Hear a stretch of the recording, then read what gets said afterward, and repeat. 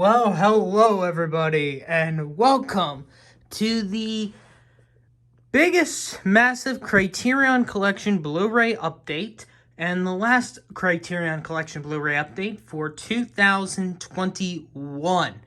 As you can see, we got, for this video, a butt ton of load of movies here. Now, as I said in the last regular Blu-ray update video, which was the last video, I had said that the Criterion Collection update will combine the orders for the months of September and October. Well, that kind of changed of plans now, because I also have decided to use the ones that I got for last month of November. And that is because this month of December will be the first time ever I will not get any new Blu-rays in the Criterion Collection for this month in particular because, well, the last remaining 70s potential Oscar-nominated movies I watched. Now, there was one that was good, but that's part of a box set yet, and I still have yet to watch everything from one specific box set.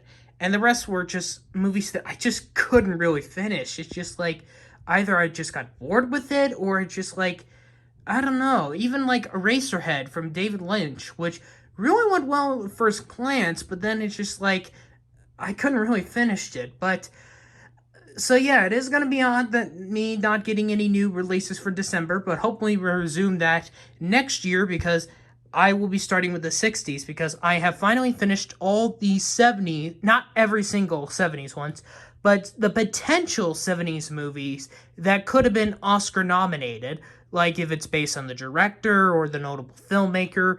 But as you can see, we also have a couple of 80s, some 90s, and even there's one from the 2000s, I believe, if I'm...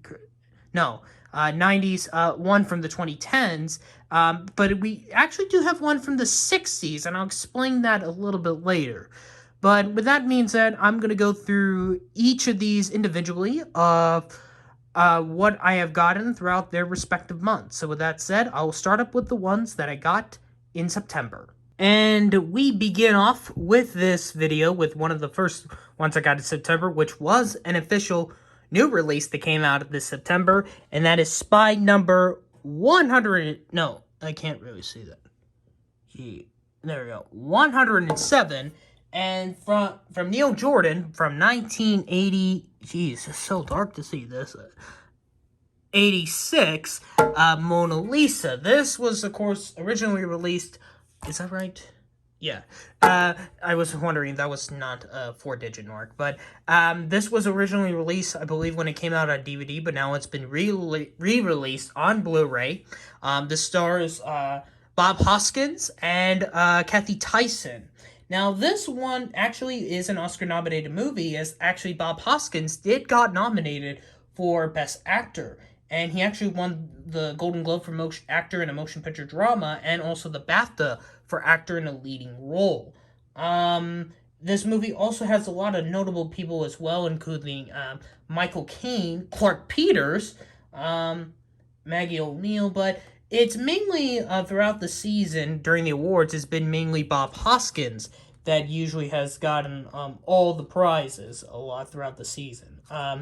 But Kathy Tyson only got nominated for leading at the BAFTAs and supporting at the Globes, which I do find her supporting here. It's been a few months since I've seen this, because I did watch this when this movie was announced. I really did enjoy this. Of course, Bob Hoskins' most memorable role is Who Framed Roger Rabbit, but this is definitely one of the best roles out there for him, outside of Roger Rabbit, because, like, I almost keep thinking it is almost Eddie Valiant, but he's on his regular British accent. But this is basically a serious, mystery case, if I'm not mistaken. It's like a neo-noir film. That's what it is. It's kind of like a high class of call girls and like this massive investigation with this classic gangster who's just released from prison. Can't really contact with his daughter because, of course, his wife who refused him, of course. But it's given a job, and then things get really complicated. I can't really describe much about this because it's been a while since I've seen this movie. Yeah, nothing really much about this, except for the booklet. But yeah, I don't really have anything else to say. I know this is kind of awkward. I know what I'm doing, but keep it remember I haven't seen this movie in a while or explored this for about 3 months ago. Was it? Yeah, it was back in September. So, anyways, let's move on to the next one. Next up here, we actually have a Belgian film and one of the few international movies that I have on this list, and this is Spy Number 600 and I can't let me get the focus clear. 620. It's 620 from 1996. Le Promesse, or The Promise in English, by Jean-Pierre Dolan and Luc Dolan, the Belgian brothers who would later on make films such as the 2011 film The Kid with the Bike and the 2014 film 2 Days, 1 Night, which got Marion Cotillard a Best Actress nomination. This was not, I believe, not one of Belgium's submissions for the international feature category when it was still called foreign language film. The main language is in France, and this is basically about this young boy who's basically, once again, I'm reading out the Wikipedia page because it's not really much, but he and his father helps undocumented immigrants to their country and help them out in like buildings and stuff like that. But one of the immigrants has a child, and unfortunately, their father does work in the operation building where they work, but unfortunately, one of the father, who was an illegal worker over an illegal immigrant in the country, died, and he promised the young kid here to look after her. Also, I believe her wife, or is it her wife? Once again, it's been a while. Her wife and her kid. Maybe daughter. I'm not 100% remembering this because remember I haven't seen this movie in a while. So, but I really did enjoy this one, especially how intense the relationship between him and his father were because of the promise that he has to do and how the father is trying to do. He's going to take care of it instead. Like the boy's connection with the father really is intense, especially during the final moment of the film. The relationship between Igor and Asita, those are the kid and the woman's characters and names, and it is kind of an interesting how immigration or more labor, mainly specifically of trying to keep a promise either from his father or the promise of the dying man to look after his wife and his kid, but it is kind of a bit of an intense one, but definitely a good one, I must say. Nothing really special here, just only comes with this booklet, of course, nothing really special. So we'll get into something here now I can legit talk about. Now, here's a film that I can legit discuss here, excuse me, and this is Spy Number 1091 from 2015 by Keiichiro Fukunaga, Beast of No Nation. Now, this was released at the end of August, which you would think I could have saved it for my August order, but I decided since it was being released on the last day, if I'm not mistaken, I decided to put it with my September order. And this is, of course, the 5th film from Netflix to be released on the Criterion Collection. Last year, it was Roma, Marriage Story, and The Irishman. And this year was Rolling Thunder Revenue, a Bob Dylan story by Martin Scorsese at the beginning of the year. And, of course, near the end of summer, here with Beasts of No Nation. And at the beginning of next year, right around the end of January, will be Dick Johnson is Dead as the 6th release. But we're going to be talking right now the 5th release of the Criterion Collection. If I'm not mistaken, I said that Keiichiro Fukunaga will later write the 2017 It film, and also, of course, direct the final James Bond film, Daniel Craig James Bond film, No Time to Die. And this was one of his films that you might have heard about a little bit during the 2015 movie award season because of Idris Elba. Elba was in discussion throughout the Best Supporting Actor contender, and there was, of course, the big debate if he was going to get it or not, mainly because it's Netflix. And throughout the time, Netflix did not want to release their films theatrically, but now with the new rules, they kind of have to do, like streaming service movies, like Netflix, they have to do a limited theatrical run for a few weeks or a month in theaters before they would put it on their streaming service. That's what they've been doing this year with Passing, The Power of the Dog, and soon next week, Don't Look Up, and later this month, The Lost Daughter. And this is, of course, a big film that I am familiar about, and this film was another reason, and with Idris Elba, he won the Screen Actors Guild for Supporting Actor, the first time a person who has not won the SAG Award for Supporting Actor without getting an Oscar nomination. And that was also the year with the second year in a row where the #OscarSoWhite controversy came in, when all 4 acting categories in all 20 nominations were all white. So, yeah, and this was one of the films many people talked about why there wasn't any diversity, specifically with Idris Elba, as he got nominated everywhere. And it also did well at the Independent Spirited Awards as well. And it also got a SAG Ensemble nomination as well, which lost to Spotlight. But it really did well with the Spirits, nominated for Picture, Director, Cinematography, and won for both Supporting for Idris Elba and Leading for Abraham Attah, the main kid here in this movie. I actually did watch this also on Netflix, and I really thought this was a good film. But if I would have nominated Beast of No Nation for anything at the Oscars, I would say not the performances, but more so the cinematography. I thought it really looked good. I thought it really looked well shot, and it really did good. Now, this is a bit of an intense film, of course, because this is kind of somewhat of a West African war film, so, yeah, because it's about this young boy who becomes a child soldier with his commander played by Idris Elba. And it is based on the 2005 novel of the same name, and it has a lot of... Oh, I did not know Elba was a producer in this film, and just looking through it here. Oh, and Cary Fukunaga actually did also shot this film. So he was the cinematographer as well for this film. Nothing really much to say. Nothing also special in the booklet either.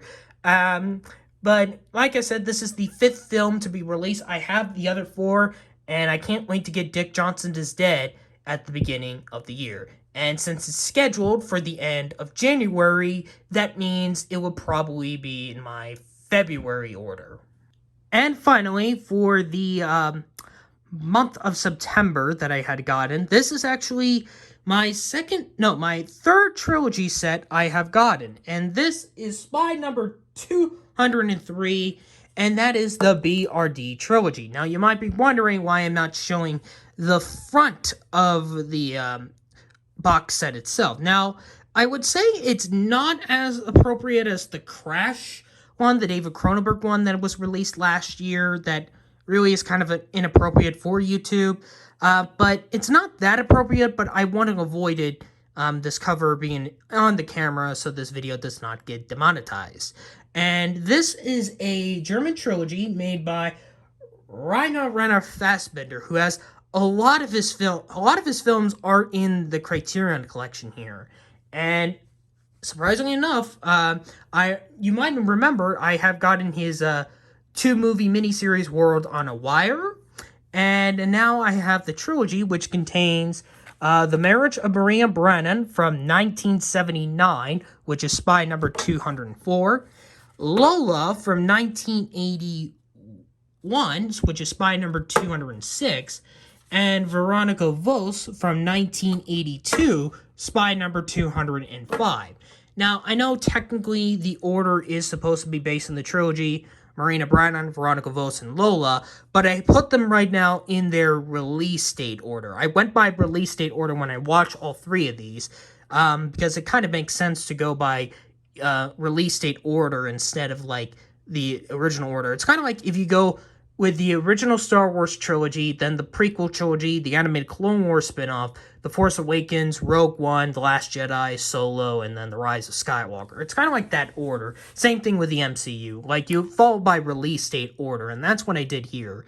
A unique trilogy, I must say so myself, but The Marriage of Marina Brennan is actually my favorite of the 3. I really liked the script, the directing, and the performances here by Hanna Schugula, Klaus Lustwich, Yvonne Dennessy, and actually the reason why this trilogy, you might recognize a couple of characters here that are also part of the trilogy. I know there is supposed to be one character here, George Brid, who plays this World War II African soldier and appears in all three of these films, but playing different, like, the same look of the character, but, like, as a different character in three different roles. Because it's kind of like in the setting of this post-World War II era. And that's what it is. And I really like how our main character, Maria Braun, really takes it seriously of how her role really took it. I can't really go much into, of course, it is, like, not appropriate for children, of course, but it is definitely something worth it. Lola here was my least favorite. And I know there's also a 60s movie that is also in the Criterion Collection, which that's in, I believe I just put in the category of potential Oscar-nominated ones, because it wasn't even nominated for any Oscars. But, yeah, this is the one I really did not have the memorable things, but there are other notable actors in the film. But I think it's like some sort of, I forget, like some sort of a relationship, I really don't remember, but it's supposed to be an adaptation of the 1930 film The Blue Angel, which I haven't seen that, so this is more of a remake, but it doesn't really look like it's a loose adaptation. That's what it is. Okay, then. So it's like a loose adaptation of a 1905 novel, and then the 1930 film adapted that. So this is a loose adaptation, so it's not a full one. And then Veronika Voss, which is in black and white, a really intense mystery film and crime film, how it is, as we follow our main antagonist really figuring out our title character's massive health problem. This is loosely based on a career of a German actress known as Sybil Schmitz. And it really, like, her life really had massive illness as her health officials, especially her doctors, killed the real-life actress. I know this might be a spoiler, but that's what the movie is loosely based on, the real-life story, as well as the movie was influenced by Billy Wilder's Sunset Boulevard. So, definitely a mystery one, and definitely my second favorite. The black and whiteness really kind of makes it interesting. And then, of course, you have the big booklet of all the trilogies. So, if I would rank this, it would go from least to best: Lola, Veronika Voss, The Marriage of Maria Braun. And that's basically the orders for the month of September, and now I'm going to move on to the orders that I got for the month of October. Friday, April 30th, 1971, at 123 West 43rd Street, and Town Bloody Hall. What is this about? Norman Mailer. And that's what we're getting at with the first October order for the month of October, and that is Spy number 1039 from 1979 by Chris Hedges and D.A. Pennebaker. That's what it is. Town Bloody Hall. Now, this is a documentary about a real town hall meeting in New York City about the feminist advocates for the women's liberation movement, and director and author Norman Mailer about The Prisoner of Sex. And this is basically about a major discussion about how can I put this? It's been, once again, it's been a while since I see this. It's kind of more of like a discussion about how the feminist area, it like could be more of a bigger issue. I know a bigger improvement. I think it's been a while. Once again, I haven't seen these movies, and it's basically these four ladies versus Norman Mailer. And I didn't realize the director's name was on the photo. I'm stupid. And it's basically you have four different types of people. You got a constant of understanding women held in pure a lesbian feminism, of course, an Australian alien one, a hippie second wave feminism lesbian, and one who was more of a connected with the other four, and more on like Mailer's side. Now, and then of course you have Mailer herself. Now, it is very interesting, and you can actually find this movie also on YouTube here, and that's where I ended up finding this film.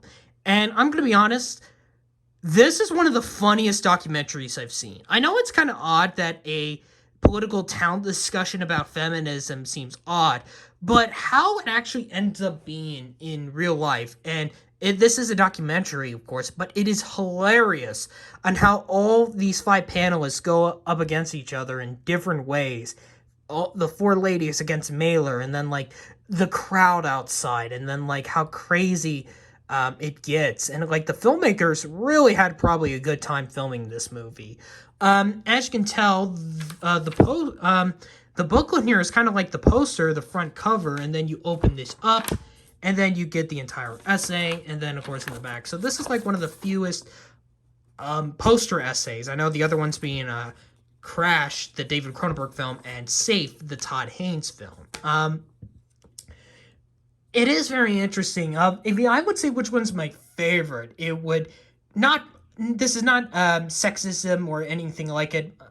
I'm not being sexist here, but Norman Mailer was probably the best panelist of this entire thing, because how he just reacts to these and just how he responds to the crowd. Now, I don't remember fully if he was against this or not, but I'm not saying that, like, I'm against these four ladies. Some of these, unfortunately, have been gone, including Mailer, so may they rest in peace. But all of them are great, and they did, but I think Mailer was the one who stand out.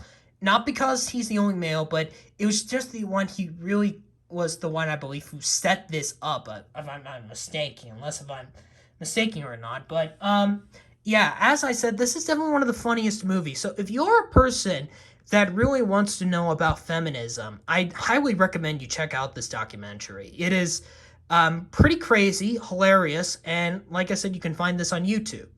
According to this headline, then is what it calls the headline for Spy Number 177 from 1975 by Volker Schondorf and Margaret von Trotter, The Lost Honor of Katharina Blum, or How Violence Develops and Where It Can Lead.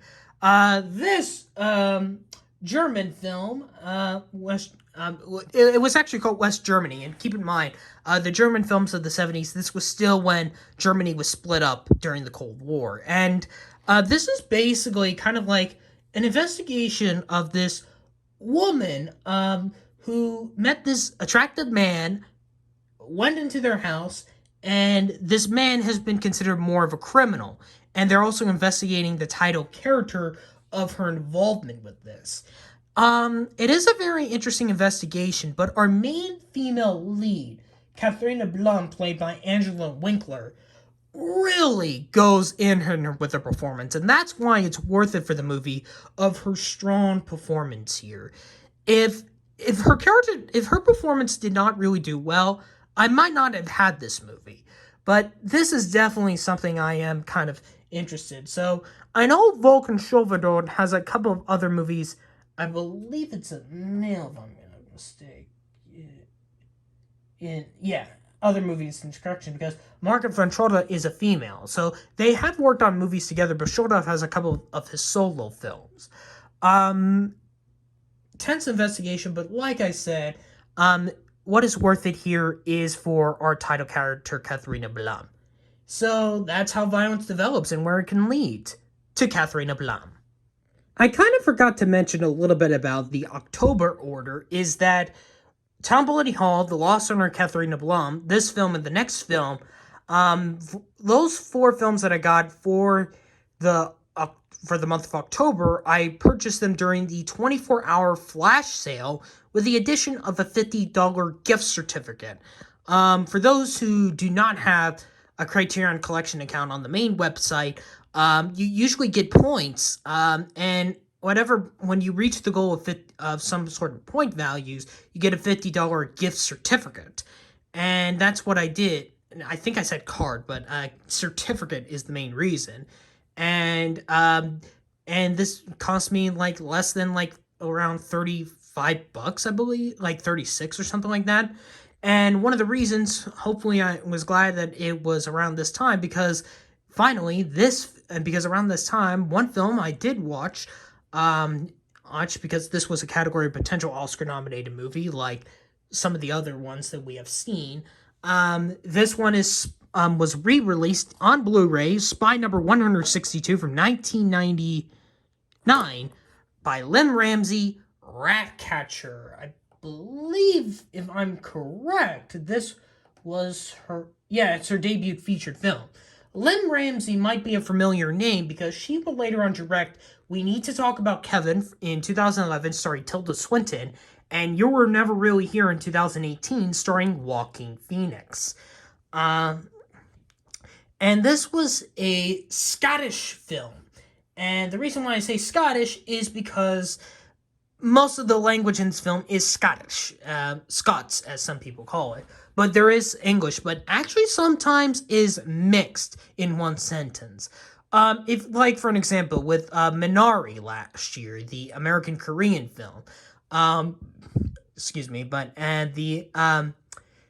What was it? Sometimes in the movie they mix both a sentence in English and Korea. That's what I feel like this movie is doing when it's mixing English and Scottish in a sentence. And we follow this young boy, and this was like said in the kind of fitting well of the decade that I was doing, the early 70s.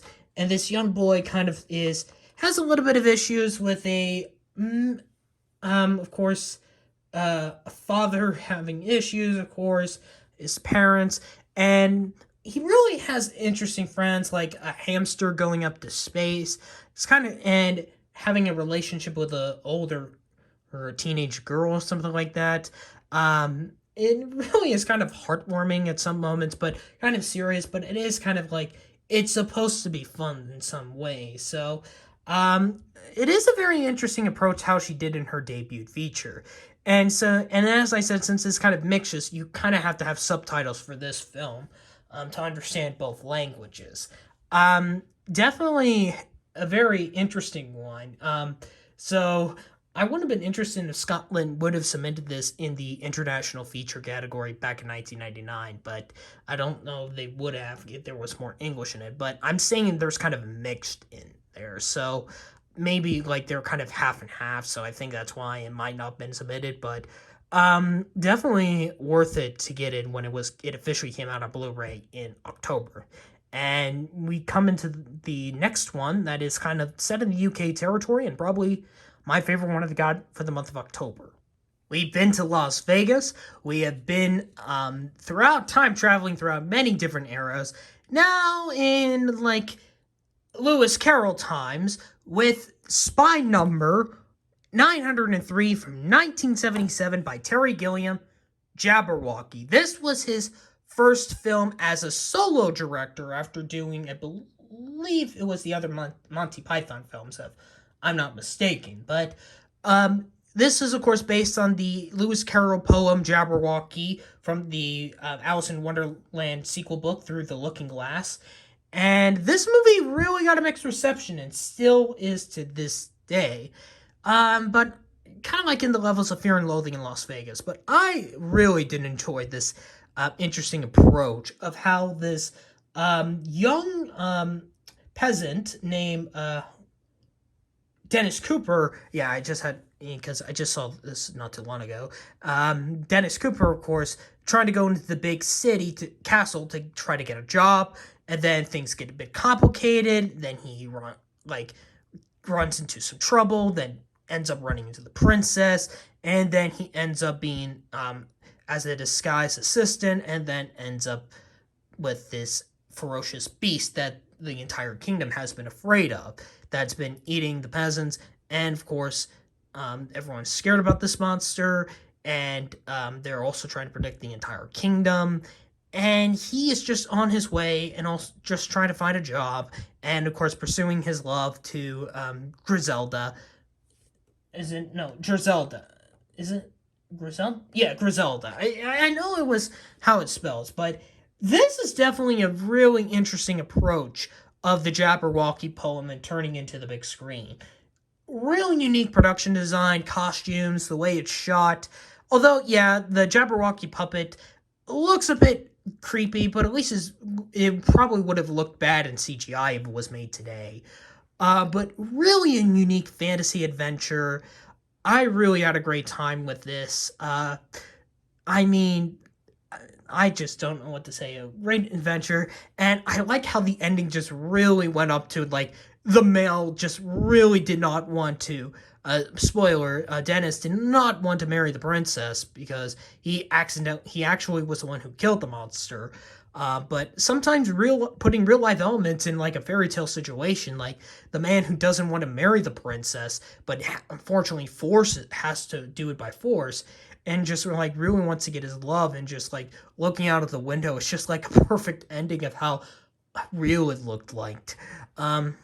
So yeah, as I said, I had gotten the 4 Criterion Blu-rays for the month of October during the Criterion flash sale. And now we go into what I have gotten last month. As some of you know about November in the Criterion Collection, it now became a historic month for the Criterion Collection, as they had went into the overrated 4K Ultra HD Blu-ray combo disc. But luckily, if you don't have a 4K player and only have a Blu-ray one, like myself, don't worry, any of the ones that get released in 4K, you can still get them on Blu-ray on their own. And this was, of course, a big month.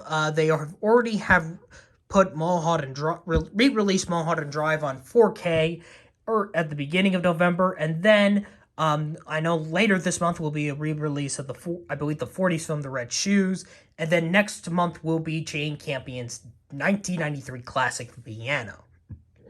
But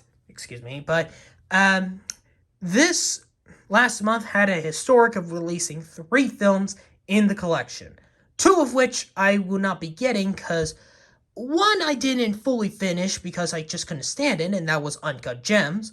And the one that many people were wondering, am I going to get this, which I did watch the entirety of the film, Orson Welles' classic Citizen Kane.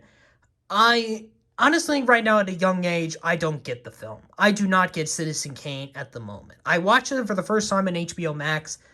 I really don't know what the movie was trying to be. I think the summary best that I got from one of the users I follow said it best, fictionalized biopic, and I still don't get it maybe with like how the pacing it is, the editing, or the placement of the story. I don't know. So even though I heard there has been a bit of a Blu-ray issue going on with that release, with one of the discs, but that was not the one I decided to go with, of course. As you can tell, this is Spy Number, and this was actually released a week a week ago. Spy Number 1105, and actually Citizen Kane and Uncut Gems were also probably released around last week as well. And this is from 1993 by the Hughes brothers. Menace to Society. I just did not realize once again, I'm stupid. I did not realize the director's names were in the front of the cover.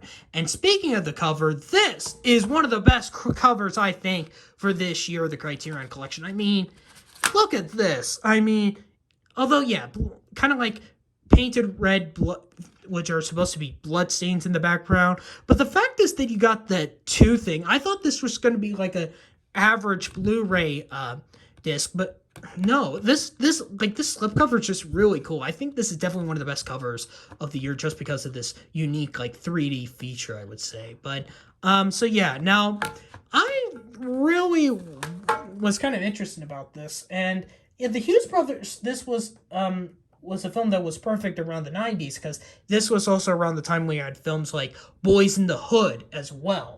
And yeah, it mentions this in the essay here, but as well as a couple other films. And one film, part of the essay I do remember, is that this is a movie specific. They say that this movie is also a good film, like recommended for white Americans. I know that's odd to say, but that's what I believe that says in the essay. Like, And I can see why, because this really understands how Black lives are really important. Now, it's not like a serious one, like do the right thing, but it's more like of a gangster issue that's going on and how struggle it is with our main antagonist here. And this film did really got a lot of positive reception and actually did well at the Spirit. Actually did one of the Spirit Awards, winning for cinematography, and it was even nominated for First Feature. And this was the debut for the Hughes brothers. It is very interesting. I don't know why they said, like, this is odd because it says so in the booklet that this is a movie recommend for white people to watch, and it is understandable, and I do recommend it.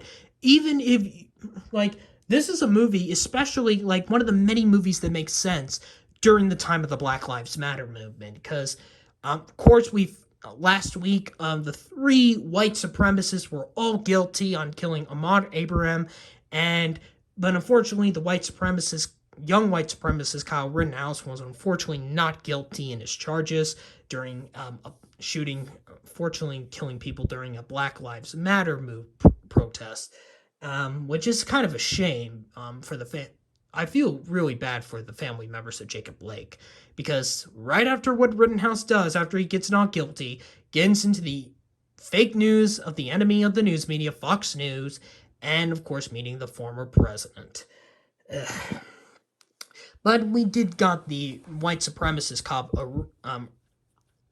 arrested for killing George Floyd. So yeah, Black Lives Matter, and any other race that is not white do matter when it comes to law enforcement. Now, there's not really much of an issue with that in this movie, because it's more about, you don't really see any whites except for like not as undercover cops, and when I remember, yeah, in the police presence, they just only get the kids, but they don't arrest them. They just, I believe, if I'm mistaken, they do throw them somewhere in an alley somewhere in the movie, and that's it. Not really much of a bit of a racial thing is, but it's not really the main purpose of the movie, because the Hughes brothers really wanted to tell the story about this young man who is struggling, who's only living with his grandparents, and his friend who committed a massive bank robbery crime at an Asian market, and now he is really facing the major difficulty, as well as if you want to go and move away with his love, the woman who has a crush on her, which is actually Jaden Pinkett Smith. Yes, a young Jaden Pinkett, before she married Will Smith, is in this movie. And I do recommend this to people, and this is definitely understandable why African American lives also have struggles here in the U.S. that outside of law enforcement. It's just like they have struggled lives as well, like we all do. And this is definitely a movie I recommend you see. Remember, this is an R-rated movie, so yeah, so kids cannot watch this, but definitely I recommend this if you're over the R-rated age. We're kind of back into the 70s a bit after going through randomize of years, but excuse me, but we are now into another one of my favorites, probably one of the best comedies I've seen from this collection. Spy Number 823 from 1979 by Arthur Hiller. I don't know, directed by Arthur Hiller and written by Andrew Bergman. The In-Law, starring Peter Falk and Alan Arkin. So basically, this is a dual movie about two different types of fathers where their children, specifically Arkin's daughter and Falk's son, are about to get married, and they meet each other for the first time. But what they didn't realize is that Falk is somewhat of a kind of like what is supposed to be a criminal mastermind or something like that.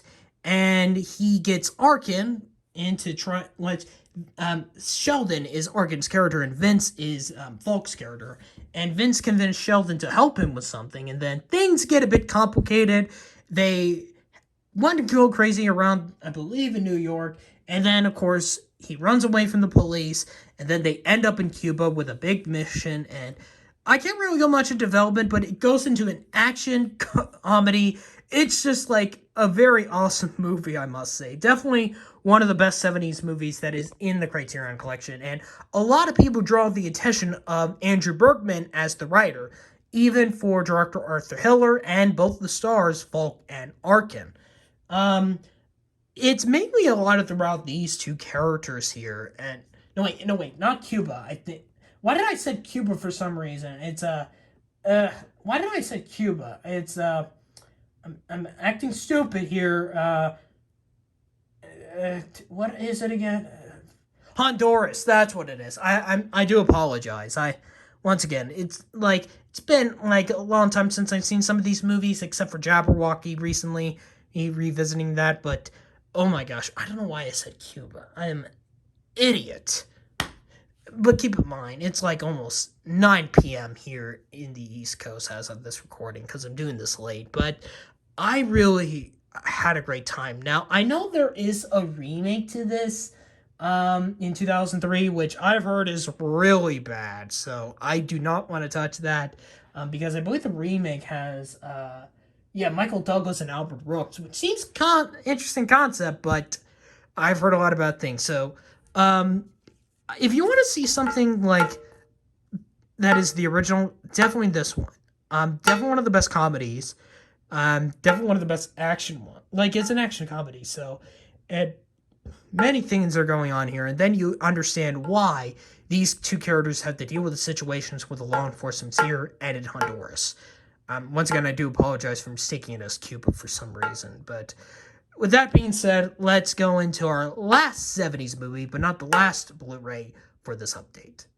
I had documentaries, I had some internationals, I had some romance, I had some gangsters, I had some action, I had some comedy, I had some fantasy, and now we have legit horror here, and this is Spy number 863 from 1970 by John Waters' Multiple Maniacs, starring that most notable diva of the 70s and 80s, Divine. Now, John Waters might be a familiar name to you, and that is because he is the director of the original 1988, if I'm mistaken. Once again, it's 1988. I'm looking through my here for a bit.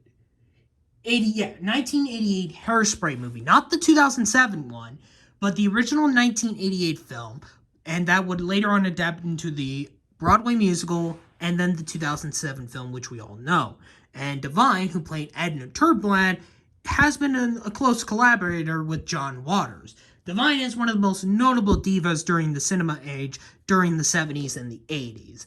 And this is, of course, a creepy cover because this is supposed to be a black comedy horror film. And a lot of people have called this movie really stupid, and it is stupid and fun at the same time. Because that's what the movie is supposed to be. It's supposed to be stupid, funny, and scary not till the very end of the movie. And I can't really go much into it, but she, like Divine, since this is a female, the diva, and of course the diva is playing you get the idea, that she has to deal with a relationship of her boyfriend, and of course the struggling with her daughter, and then things get complicated. A religious woman and really gets into Divine, and there's like this fictional interpretation of Jesus' crucifixion. Yes, a little bit, not much of a religious aspect, but something has involved with a little bit these the story of Jesus dying the cross here. And then you have this random moment of this random lobster. I can't really go into it because I believe, it doesn't say it's R-rated, but I believe it is because they don't rate this on this one. But yeah, it is like, it's supposed to be stupid. Even the essays mentioned it's supposed to be stupid. But that one makes it great because as I said, that is supposed to be stupid. Like, Divine does a great job here. David Loungery, what's the religious woman again? Mink Stoll, the religious whore. That's what the character's name, which is this one right here.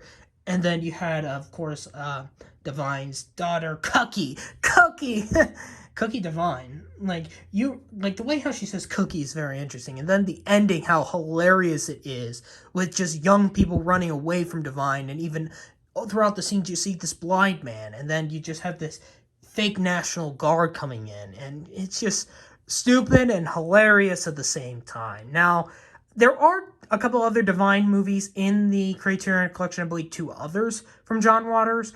I tried one of them, and it was just more sexually awkward, so I couldn't really finish that one. So, but I did watch this one the whole way through. It's stupid, fun at the same time.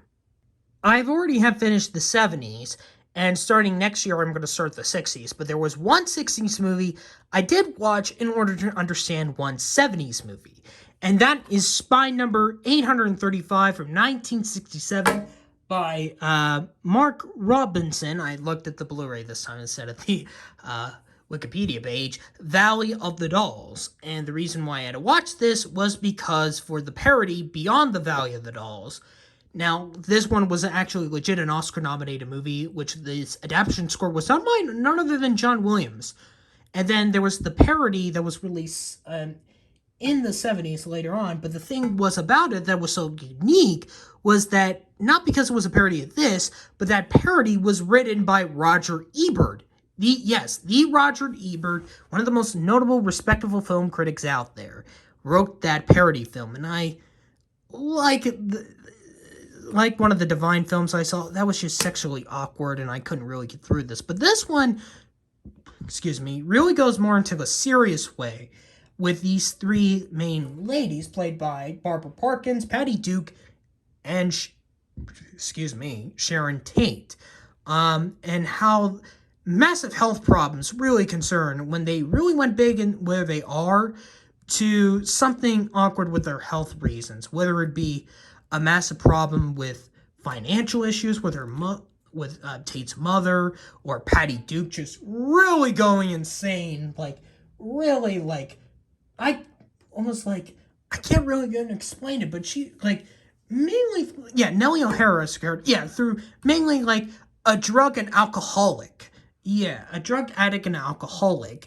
And then you have Anne, who has, more of a serious kind of love affairs, I believe.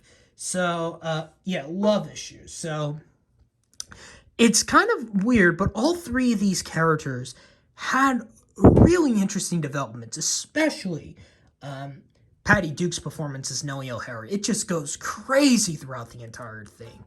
And definitely more good cinematography, well written, great performances. So I think that I don't really have anything to say, but as I said, I needed to watch this in order to understand the parody that I'm not getting because I just couldn't get through that movie. But hopefully next year, the 60s will do that. And that kind of ends the ones for the month of November as well as for this update. But before I do that, one more thing I gotta show you. So you remember in the last video that I had showed up my regular Blu-rays where I have them.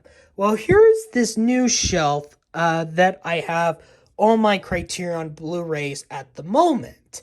And combining mainly throughout the 2010s, 2000s, 90s, 80s, and the 70s, with, I believe, of course, with the addition of one from the 60s and one from the 50s.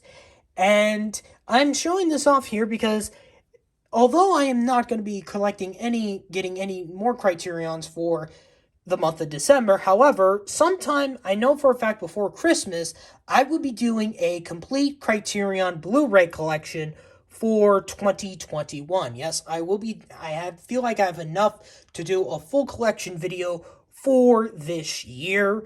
And expect that video sometime, like I said, before Christmas.